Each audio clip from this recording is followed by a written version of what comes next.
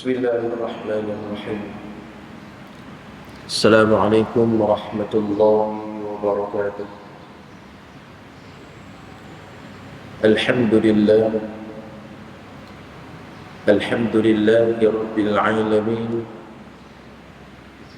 والصلاة والسلام على أشرف الأنبياء والمرسلين وعلى آله وصحبه أجمعين. قال رب اشرح لي صدري ويسر لي أمري واحلل عقدة من لساني يفقهوا قولي.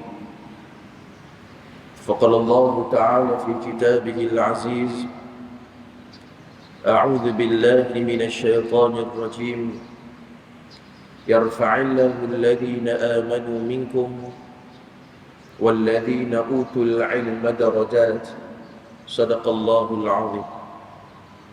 Muslimin muslimat yang dirahmati oleh Allah, di dalam satu hadis yang diriwayatkan oleh Al-Imam Bukhari, Imam Muslim dan Ibn Hibban dalam sahihnya, kata Nabi SAW, "Ar-rajulu fa wallahi ahadakum aw rajulun ya'malu bi'amalin ahli an-nar hatta ma yakunu bainahu wa bainaha ghairu ba'in aw zira'in."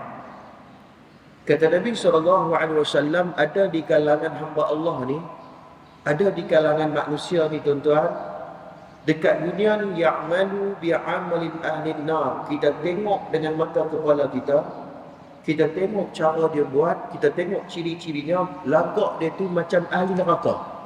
Ya'malu bi'amalin ahli nar, cara dia tu macam ahli neraka. Hatta ma yakunu bainahu wa bainaha zira', sehingga kan perumpamaan Nabi SAW sebut bahawa sehingga kan kita tengok kalau amalan dia tu seolah-olah dekatnya dia dengan neraka tu macam satu jengkai saja. Itu perumpamaan nak bagi tahu bahawa kita tengok dengan mata kepala itu nampak macam ahli neraka. Kemudian fayamalu bi'amal ahli jannah. Kemudian Nabi SAW sebut bahawa di akhir hayat usianya dia melakukan amalan ahli syurga. Sebelum dia nak mati, sebelum Allah ambil nyawa dia, dia buat bi'amalin ahli jannah. Dia buat gaya dan amalan ahli syurga. Fayadkhuluha, dan Allah masuk dia dalam syurga. Kemudian kata Nabi SAW, "Inna rajulan la ya'malu bi'amal ahli jannah." Kata Nabi SAW, ada juga di kalangan hamba Allah ni, lagak gayanya, amalan dia, tengok dengan mata zahirnya macam ahli syurga. Ya, dengan amalan-amalan dia nak buat, dengan ibadat soleh yang dia buat, nampak gaya tu macam ahli syurga. Sehingga kan kata Nabi SAW, hatta ma yakunu bainahu wa bainaha ghairu zira'in aw zira'ain. Sehingga kan perumpamaan dia bahawa amalan ahli syurga dia tu macam seolah-olah dekat sangat dengan nak masuk dalam syurga. Macam nak masuk depan pintu dah. Lebih kurang macam tu. Kemudian kata Nabi SAW, fayamalu bi'amalin ahli nar fayadkhuluha. Nabi kata, dalam nak masuk ataupun Allah nak ambil nyawa dia, tiba-tiba dia melakukan amal ahli neraka, fayadkhuluha, dan dia masuk dalam neraka. Kemudian tuan-tuan, hadis ni tak habis lagi. Kalau kita tengok dalam Jami' Sahih Al-Bukhari, ada sedikit tambahan lafaz yang ditambah oleh seorang perawi nama dia Abu Ghassan. Imam Bukhari dia memasuk sanad nama perawi itu Abu Ghassan, dia tambah lafaz innamal a'malu bil khawatim, yang bermaksud sesungguhnya amalan kita ni akan dinilai, akan dihisab, akan dikira oleh Allah pada akhir usia kita. Maknanya pada last kali apa yang kita buat. Kalaulah yang last kali yang kita buat itu adalah amalan ahli syurga, maka syurgalah kita. Tapi kalau yang last kali itu bermasalah, last kita itu melakukan ahli neraka, fayadkhuluha, nerakalah tempat dia. Walaupun tuan-tuan ada sikit perbincangan Tak apalah tuan-tuan, kita bincang sikit ilmu hadis. Ada sikit perbincangan di kalangan para ulama hadis. Seperti Al-Imam Daruqutni dalam kitabnya fi ilaluhu, dalam kitabnya Ilal, dia mengkritik Al-Imam Bukhari. Ini biasa perbincangan akademik di kalangan para ilmuwan.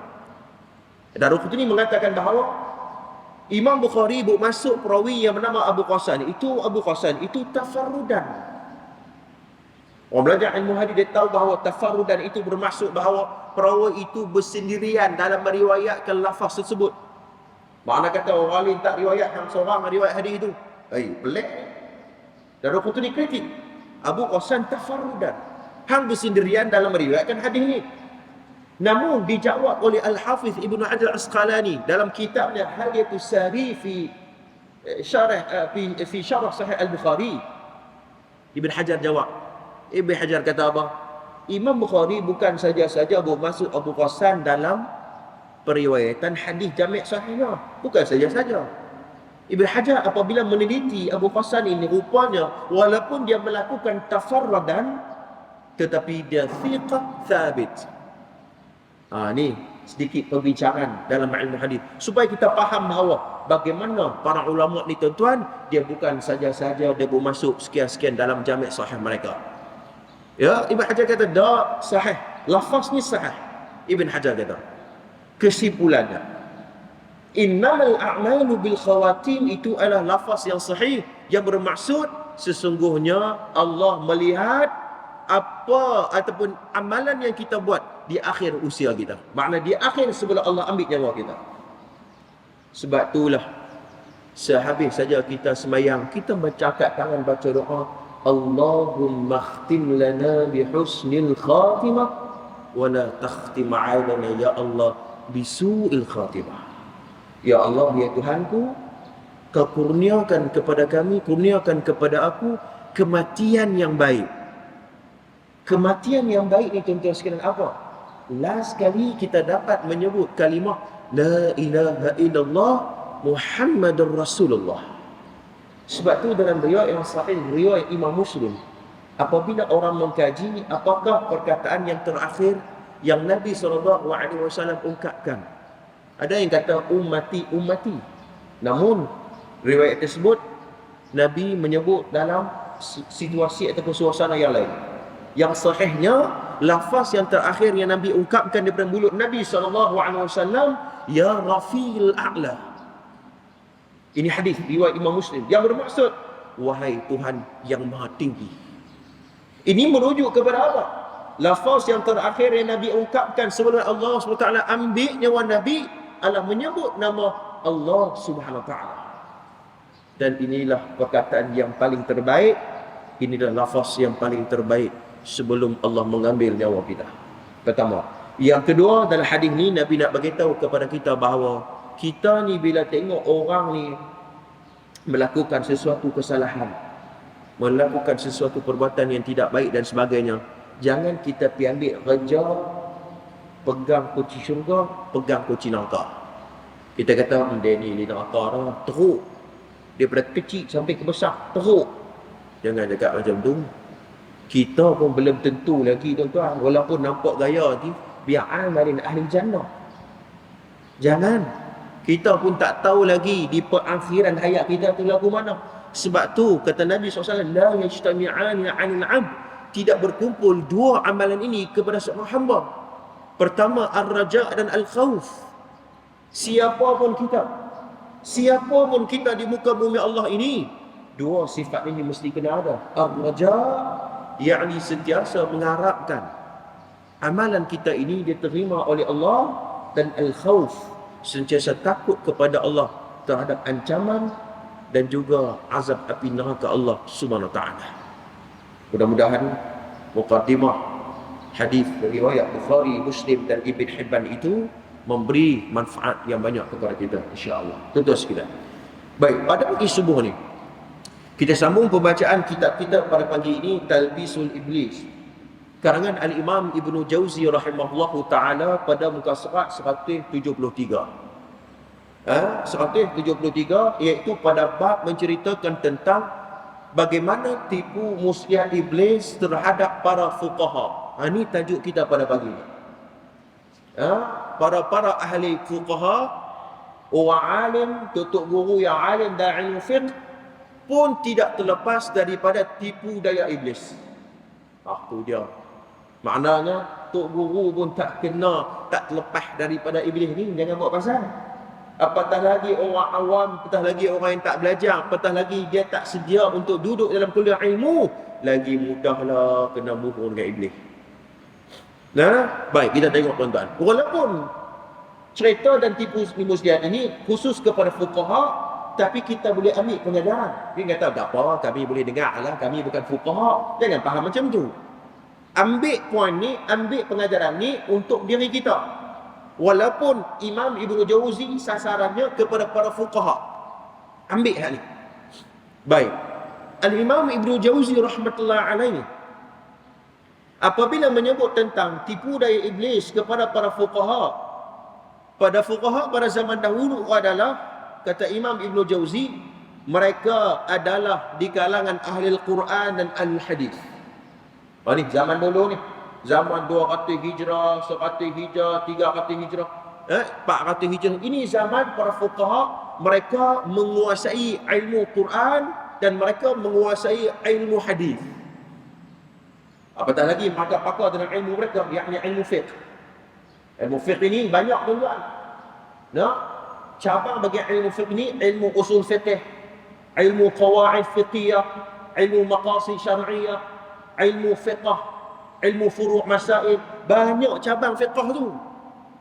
Bukan ilmu fiqh tu seketul saja, bukan. Fuqaha ni tuan-tuan banyak dia nak kena mengaji. Banyak tuan-tuan sekalian. Maknanya disiplin ilmu yang perlu dia kena belajar. Baik. Imam Ibnu Jauzi mengatakan bahawa zaman dulu 200 300 hijrah ni depa alim semua bab. Maknanya ahli hadis, Quran dan hadis, fuqaha pun depa faqih. Kemudian lama kelamaan status ini semakin menurun hingga akhirnya mutaakhirin berkata, kami cukup mengetahui ayat-ayat tentang hukum dalam Quran dan kami cukup mengacu kepada kitab-kitab yang terkenal dalam masalah hadis seperti Sunan Abu Daud dan lainnya. Maknanya ulama mutaakhirin, yakni ulama yang lahir sekitar 600 hijrah begitu. Ya. Maka mengatakan bahawa kami ini kalau nak berkeluar sesuatu hukum, pastinya kami akan merujuk kepada nas yang terdapat dalam Quran. Itu ranking yang pertama. Kemudian mereka melihat kepada hadis-hadis Nabi SAW dan merujuk kepada kitab-kitab yang sahih. Ini kutubu sittah. Kutubu sittah, kitab 6 yang utama. Ada sebahagian pendapat mengatakan bahawa kutubu tis'ah ada 6. Dan kajian PhD saya iaitu berkaitan dengan kajian terhadap kutubu tis'ah. Tambah 6 lagi, tambah lagi 2. Tambah lagi 3. Ya, iaitu Musnad Imam Ahmad, Muwatta Imam Malik dan Musnad Sunan Ad-Darimi. Tambah 3 lagi kitab. 9 kutubu tis'ah. Ini kitab hadis yang utama. Orang terjun dalam bidang hadis, dia akan jumpa ke 9 kitab hadis yang utama ni. Kalau mereka nak mencari nas agama, kena cari dalam kitab kutubu tis'ah. Kena tengok kat ni. Baik, tak apa. Kata ulama, mereka akan merujuk kepada kitab-kitab yang muktabar ni. Dia tak pergi cari kitab-kitab hak pelik-pelik ni. Dia tak cari hak tu. Sebab mereka nak mengeluarkan hukum yang mana implikasi dan kesannya akan memberi kesan kepada pensyariatan dalam ibadah. Kalau dia tersilap merujuk ke dalam kitab-kitab tu, mereka akan mengambil ataupun tersilap dalam mengistidlal ataupun mengistinbat sesuatu hukum. Kalau dia tersilap ambil. Ini cerita ada. Baik, kemudian bahkan status ini semakin menurun sehinggalah salah seorang di antara mereka ada yang berhujah dengan satu ayat sahaja tanpa mengetahui maknanya. Maknanya Ibnu Jauzi dia bagi tahu bahawa ada di kalangan para fuqaha, dia punya kepakarannya semakin lama, yakni semakin bertambah tahun, mereka tidak menguasai ilmu Quran dan mereka tidak menguasai ilmu hadis. Ini siapa apa? Ibnu Jauzi beritahu. Ibnu Jauzi beritahu. Sehingga kan dia hanya tenggelam dalam masalah fiqh tertentu, hanya mengambil daripada pendapat orang ni, pendapat orang tu, pendapat orang ni, pendapat orang tu, sehingga tidak berlandas kepada Al-Quran dan hadis Nabi SAW. Dia, maknanya landasan track tu dia tak duduk. Dia ambil pendapat orang tu, pendapat orang ni, tanpa melihat kepada nas yang utama. Makna sebab apa? Sebab ni Ibnu Jauzi mengatakan bahawa dia hanya pakar dalam ilmu, maknanya dia tahu semua, ambil pendapat-pendapat orang, dia tak kembali kepada Quran dan hadis Nabi SAW. Ibnu Jauzi kata begitu. Atau boleh jadi dia mengacu kepada qiyas yang bertentangan dengan sebuah hadis yang sahih. Orang belajar ilmu fiqh dia tahu bahawa kalau dia nak melakukan qiyas ni di antara ahkamu syar'iyyah, masadir ahkamu syar'iyyah. Qiyas tu. Masalah qiyas ni banyaklah tuan-tuan. Contohnya fiqh. Zaman Imam Syafi'i, zaman Imam Hanafi, mana ada masalah fiqh? Tak ada dalam kitab-kitab Majmu' Syarah Muhadzab. Tak ada masalah fiqh tu dibahaskan dalam kitab fiqh. Ia memerlukan qiyas. Ia memerlukan para ulama pada zaman tersebut kena tengok apa masalah yang berkaitan dengan hal tersebut, merujuk kepada nas-nas agama. Ini penting ulama kita tuan-tuan. Ulama yang mu'assirin, yang mesti dikena tahu masalah-masalah yang berlaku pada zaman kita, yang tak berlaku pada zaman Imam Syafi'i, tak berlaku pada Imam Hanafi, tak berlaku. Zaman sekarang ni tuan-tuan tak sama macam zaman dulu. Ia memerlukan ijtihad, dan ijtihad dan qiyas itu mesti berlandaskan kepada Al-Quran dan hadis Nabi SAW. Al-Imam Ibnu Jauzi mengatakan bahawa ada di kalangan fuqaha, dia hanya pandai qiyas saja tanpa menjadikan landasan Quran dan hadis itu sebagai track dalam mengeluarkan sesuatu hukum. Ini masalah. Ini masalah. Ya. Sehingga kan kata Al-Imam Ibnu Jauzi rahmatullah alaih, kerana minatnya sangat kurang untuk mengetahui ilmu-ilmu tentang riwayat-riwayat hadis. Seperti mana dalam muqaddimah tadi ni, sedikit lontaran tentang ilmu ilal hadis sebenarnya. Kalau tuan-tuan terjun lebih dah hadis, yang awal tadi yang saya sebut tadi ni, itu di antara ilmu cabang ilmu hadis disebut sebagai ilal hadis, kecacatan dalam ilmu hadis. Ada orang dia tak minat hak ni, dia tak minat ilmu-ilmu riwayat-riwayat ni, buang masa. Kami nak tengok hukum dia saja. Sabar dulu. Ulama bila nak berkeluar satu hukum, di antara salah satu disiplin yang dia nak kena belajar, yang dia nak kena atasi adalah ilmu-ilmu riwayat hak tadi saya habaq tadi ni. Dia kena mengaji ilmu rijal, dia kena mengaji ilmu al-jarh wa ta'dil, nasakh wal mansukh. Ini nak kena belajar. Orang awam mungkin sibuk, tapi para ulama dan ilmuwan mesti kena mengetahui maklumat-maklumat ini. Kerana Al-Imam Ibnu Jauzi mengatakan bahawa kalaulah mereka tidak mementingkan soal riwayat-riwayat ini, sama ada riwayat ini sahih ataupun tidak dan sebaliknya, maka kemungkinan besar ia tersilap dalam menukilkan nas. Ini penting. Sebab tu muslimin muslimat yang dirahmati oleh Allah, di antara salah seorang tokoh ulama bagi ilmu ni, iaitu Al-Imam Az-Zahabi rahimahullahu ta'ala. Al-Imam Az-Zahabi rahmatullah alaih, dia pernah menyebut dalam satu ilmu berkaitan dengan bagaimana untuk kita mengenal pasti sesuatu periwayatan itu daif ataupun tidak. Dia ada cara. Antaranya tentu sekalian, iaitu melalui lafaz ulama itu, dia menggunakan lafaz tamrid dan lafaz jazam. Siapa ada pen, dia tulislah maklumat kat tepi tu. Ini maklumat tambahan, tak ada dalam kitab ni. Imam Zahabi dia menggunakan lafaz tamrid dan lafaz jazam. Apa maksud lafaz tamrid? Lafaz tamrid ni tuan-tuan, sebagai contohnya, apabila dia nak riwayatkan satu hadis, dia menggunakan lafaz seumpama seperti rawahu anhu ataupun rawahul fulan. Ini lafaz tamrid, yakni lafaz yang seolah-olah dia tak berapa nak yakin bahawa ia datang daripada Nabi. Dan orang belajar ilmu hadis, dia akan dapat kesan, dapat detect bahawa ini lafaz tamrid. Contohnya, seorang perawi ini dia menggunakan lafaz rawahu anhu. Dia guna lafaz tu, kita tahu ini lafaz tamrid dan ini di antara ciri-ciri hadis dhaif. Tetapi kalau perawi itu dia menggunakan lafaz au fa'ala nabi, nahyan nabi SAW, hukmun nabi SAW, akhbirni an, apa dia, haddathana ataupun qala, ini semua lafaz-lafaz jazam, lafaz-lafaz yang membuktikan bahawa dia dengar sendiri, dia duduk sendiri depan Nabi SAW, dan ia di antara ciri-ciri hadis yang sahih. Ini siapa apa? Al-Imam Al-Zahabi rahmatullah alaih. Adapun orang awam, ini kata ulama ataupun para ilmuwan pendakwah ni, dia kena belajar ilmu ni. Kalau tidak, kata seorang tokoh ulama seperti menurut Bashar Awad, dia mengatakan bahawa li'anna al-awwam min qaribuhum idza sami'u talaffuz bi Rasulillah sallallahu alaihi wasallam aw yaqnu bi anna al-hadith marwi sahih. Kata Bashar Awad, apabila dia mengkaji tentang metodologi Imam Zahabi, Bashar Awad mengatakan bahawa, ni tokoh ulama, dia mengatakan bahawa orang awam ni dia tak tahu nak beza lafaz-lafaz ni. Dia tak tahu. Sebab kita kadang-kadang sibuk nak belajar ni, sibuk. Tapi orang awam dia tak tahu lafaz-lafaz ni. Para ilmuwan, para pendakwah, dia kena hati-hati dalam bab ni. Jangan ikut suka sampaikan sehingga kan orang awam anggap bahawa yang ni semua datang dari Nabi dan sebagainya. Jangan.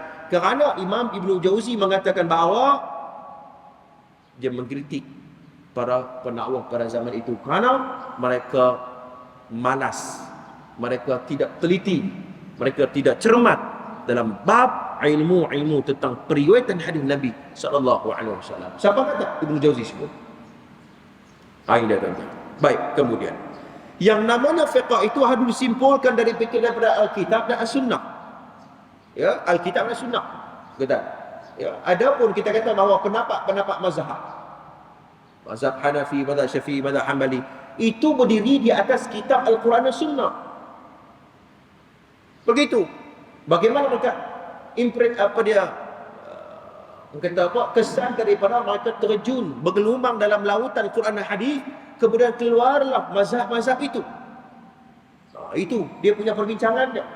Adapun yang jadi masalah tuan-tuan sekalian, mereka mengeluarkan fatwa dan ijtihad tidak berlandaskan kepada itu, kepada Quran dan hadis Nabi SAW. Ini yang jadi perbincangan di sini. Lalu bagaimana mungkin seseorang dapat menyimpulkan dari sesuatu yang tidak diketahuinya? Macam mana dia nak keluar fatwa? Macam mana dia nak keluar satu hukum? Padahal dia tak faham pun hadis tu, konteks hadis tersebut, ataupun konteks ayat Quran tersebut. Seumpama seperti ayat Quran yang membincangkan tentang ja'alna likulli nabiyyin aduwwan minal mujrimin. Ayat tu Allah SWT jadikan setiap di kalangan para anbiya musuh-musuh yang cukup teruk. Aduwwan minal mujrimin. Abdullah ibn Abbas apabila menafsirkan ayat tu merujuk kepada Abu Jahal. Inna fi Abu Jahl. Ini panggil fi Abu Jahl, panggil Abu Jahal. Abu Jahal panggil begitu. Kalau kita tidak memahami konteks ayat tersebut, maka kita tidak faham ayat ini nak cerita pasal apa. Baik, saya nak sebut bahawa setiap disiplin ilmu ni mesti kita, maknanya ahli-ahlinya mesti kena menguasai. Baik. Yang juga berbahaya ialah ia mengaitkan sesuatu hukum kepada hadis yang tidak diketahuinya. Apakah hadis itu sahih ataupun tidak? Ya tuan-tuan, ada yang sahih ataupun tidak. Sahih tak sahih ni penting tuan-tuan. Yang kita ni sikit-sikit sahih, sikit tak sahih. Jangan cakap macam tu. Kalau tak ada tuan-tuan, kalau kita tak mau cakap macam tu tuan-tuan, seolah-olah kita telah merempuh dan kita buang disiplin tu. Yang mana para ulama berjuang habis-habisan dalam menjaga batasan dan benteng ini. Kalau tidak tuan-tuan sekalian, kita akan kenal siapa itu Az-Zuhri. Az-Zuhri ialah seorang ulama besar dan dia di antara salah seorang guru bagi Al-Imam Bukhari. Al-Imam Zuhri Abu Bakar Muhammad bin Muslim Al-Shihab Az-Zuhri, seorang sigharut tabi'in yang lahir sekitar 50 ataupun 51 Hijrah. Imam Zuhri, kita tahu Abu Shihab Az-Zuhri ini seorang tokoh ulama, disanggup tuan-tuan sekalian Nak dengar satu hadis dia pergi ke satu tempat hampir ratusan kilometer berjalan kaki untuk dengar satu hadis Nabi SAW, dan dia nak pastikan bahawa hadis itu sahih ataupun tidak. Siapa? Al-Imam Shihab Az-Zuhri, guru kepada Al-Imam Bukhari, Muslim dan selainnya. Ya, Imam Malik bin Anas, Abu Laith, ya, dan imam besar yang lain. Ni tok guru dia, Shihab Az-Zuhri. Kesungguhan dia dalam menuntut ilmu. Muslimin, muslimat yang dirahmati oleh Allah. Baik, kemudian, dan seorang harus melakukan perjalanan yang jauh dan bersusah payah untuk menerusinya. Ya, hinggalah dia benar-benar mengetahuinya secara pasti. Tapi sekarang pelbagai buku sudah disusun, hadis-hadis sudah ditetapkan, sehingga yang sahih sudah dapat dipisahkan dari yang cacat. Maknanya hari ini tuan-tuan, ulama-ulama mutaakhirin hari ini mereka telah berjasa kepada umat Islam. Ada kitab-kitab khas yang mereka dah susun dah kat kita, tuan-tuan. Kita kena berterima kasih kepada mereka. Seperti mana kitab yang sebut tadi ni, Kutubut Tis'ah, Bukhari, Muslim, Tirmizi, Abu Daud, Nasai, Ibn Majah, Sunan Darimi, Muwatta Imam Malik dan Musnad Imam Ahmad. Ulama-ulama ni mereka dah buat kerja, dah susun hadis-hadis dalam kitab tu. Tuan-tuan sekalian, dah asing dah hak ni hadis yang tak baik, ini hadis yang tak betul, dan hadis yang datang daripada Nabi SAW. Itu cerita dia. Sebab tu kita kena berterima kasih para ulama. Mereka bersusah payah, mereka telah menyusun hadis-hadis yang disahihkan oleh para ulama-ulama kita. Dan juga tetapi orang mutaakhirin lebih banyak malas dalam menelaah ilmu hadis, kata Ibnu Jauzi. Ulama, maknanya orang-orang setelah daripada itu mutaakhirin, kata Ibnu Jauzi, malah. Mereka malah. Mereka nak dengar lah sekali ya. Ni kata apa? Ni kata apa? Ni kata apa? Dia tak belajar, dia tak cuba untuk menelaah ilmu hadis Nabi sallallahu alaihi wasallam. Kerana ini tunjang bagi sesuatu nas dan dalil. Muslimin muslimat yang dirahmati oleh Allah. Sehingga kan kami sering melihat sebahagian fuqaha yang sudah punya nama hanya mengatakan dalam buku karangan tentang lafaz-lafaz dalam membahaskan sesuatu masalah. Ini Ibnu Jauzi kata, kami menyumpai pada zaman kami, pada zaman dia, ya, tokoh-tokoh fuqaha yang ada nama. Ada nama ni maknanya ada pengikut ribuan di hadapan dia. Ramai nak murid. Kitab-kitab pun banyak.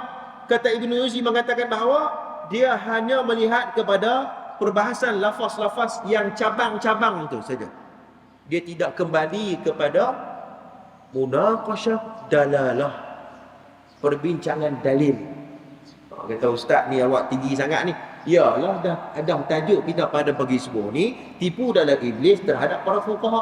Jadi perbincangan itu agak istilah-istilah yang saya guna ni agak maknanya mungkin ya istidlalnya, munaqashah, ini semua perbincangan para ilmuwan. Saya nak sebut bahawa ya sepatutnya para ulama ini ataupun para ilmuwan mereka akan kembali dulu kepada perbincangan dalil, munaqashah dalalah, merujuk kepada perbincangan nas Al-Quran.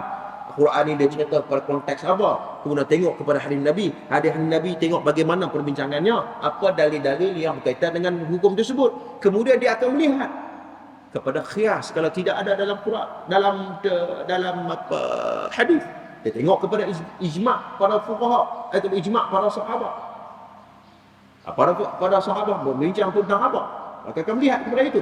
Dan di antara kitab yang terbaik untuk melihat kepada fatwa-fatwa ataupun pendapat-pendapat sahabat Nabi ini ialah Musannaf Abdul Razak.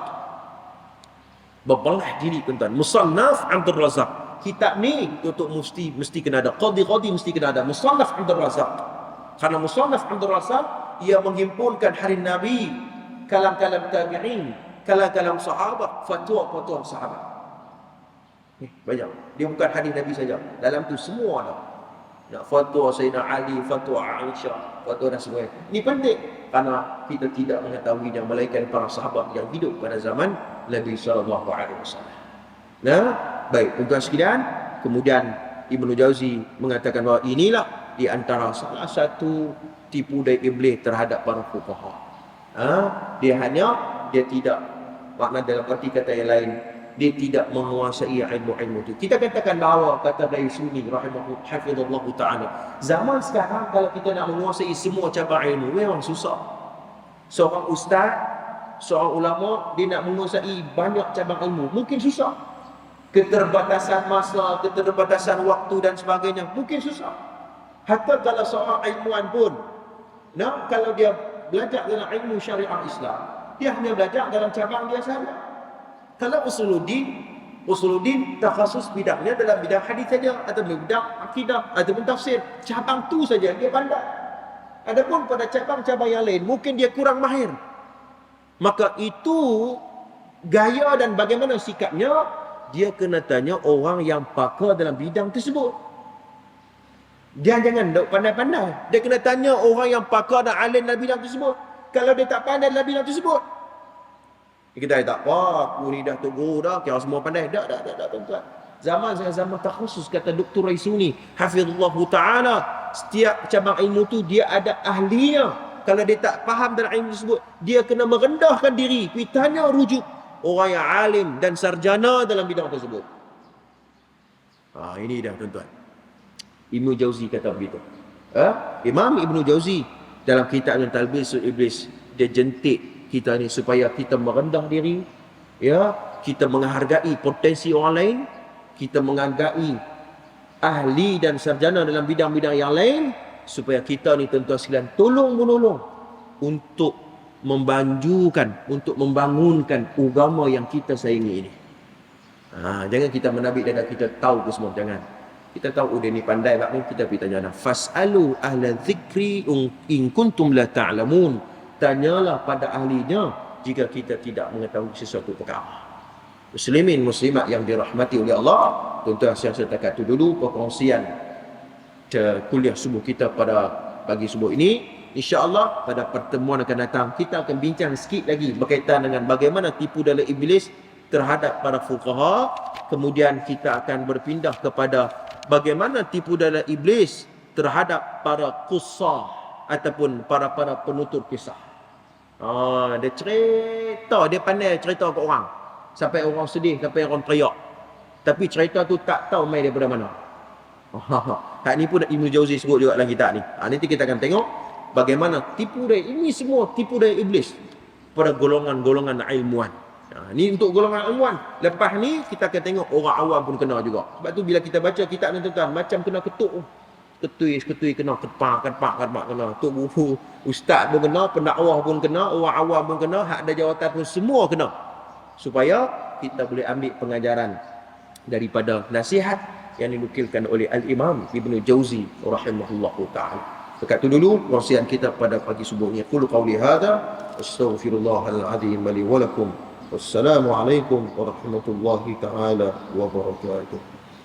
أعوذ بالله من الشيطان الرجيم بسم الله الرحمن الرحيم الحمد لله رب العالمين والصلاة والسلام على أشرف الأنبياء والمرسلين وعلى آله وصحبه أجمعين اللهم إنا نسألك الهدى والتقى والعفاف والغنى اللهم إنا نسألك علما نافعا ورزقا طيبا وعملا متقبلا صلى الله على سيدنا محمد وعلى آله وصحبه أجمعين الحمد لله رب العالمين.